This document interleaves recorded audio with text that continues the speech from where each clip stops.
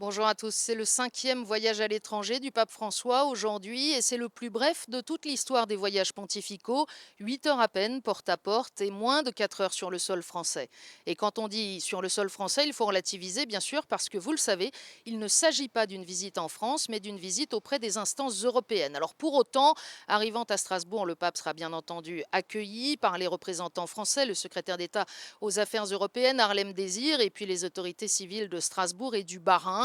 Il y aura là aussi l'archevêque de Strasbourg, monseigneur Jean-Pierre Gralet, un peu triste que le pape ne fasse pas le détour jusqu'à sa cathédrale millénaire.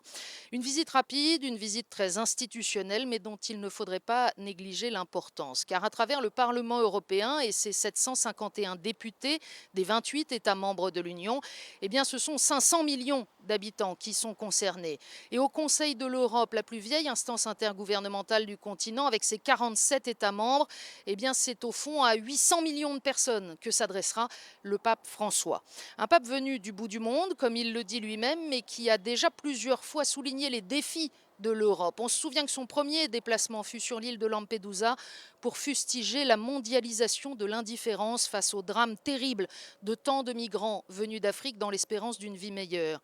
Et puis on sait combien François veut lutter contre la culture du rejet, cette culture qui laisse tellement de jeunes sans travail et sans avenir, qui délaisse les anciens, les personnes âgées quand elles ne leur proposent pas directement l'euthanasie, cette culture qui considère l'enfant comme un bien de consommation dont on peut disposer et qui a si peur d'accueillir l'étranger.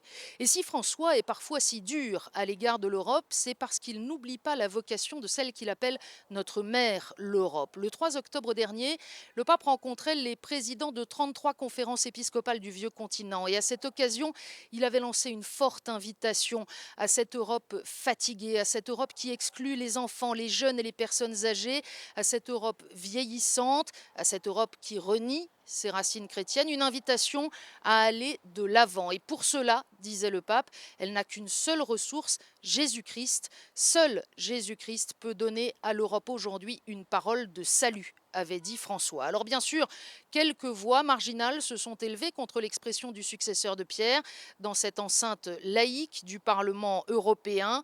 Il est clair que le pape se rend dans les temples de la sécularisation, comme les appelle l'aumônier du Parlement européen. Il vient là à la rencontre de députés, de responsables qui sont à l'origine, pour une bonne part, de la dérive ultralibérale du projet européen et de la déshumanisation de nos sociétés, qu'il s'agisse d'économie, de solidarité, de société, de famille ou de protection de la vie. François ne vient pas à Strasbourg en visite pastorale, il ne vient pas non plus en chef d'État, il vient comme une autorité morale et spirituelle.